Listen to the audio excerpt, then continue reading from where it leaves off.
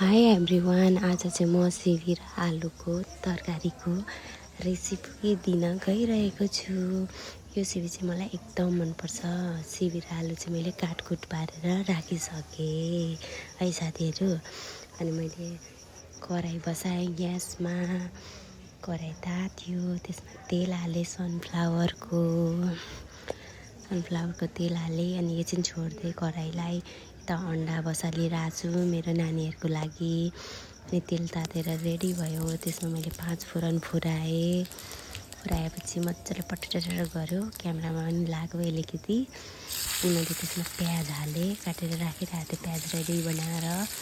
प्याज हालेँ, अनि प्याज हालिसकेपछि लसुनको पत्ता पनि हालेँ। लसुनको पत्ता चाहिँ मलाई एकदम मिठो लाग्छ है साथी, सिजनको हो। अनि म जहिले पनि टिपेर खाइहाल्छु। अनि यसमा मैले बेसार हालेँ, बेसार हालिसकेपछि बेसार तातो भएपछि आलु र सिमी पनि हालिदिएँ। हालेर मजाले फ्राई गर्नुपर्छ है यसलाई चाहिँ।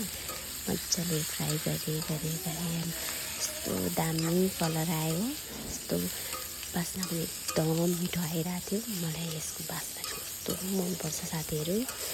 मजाले चलाउनुपर्छ है, चलाउन चाहिँ मजाले नडर्ने गरी भुट्नुपर्छ क्या, पानी हाल्नु हुँदैन सुरुमै।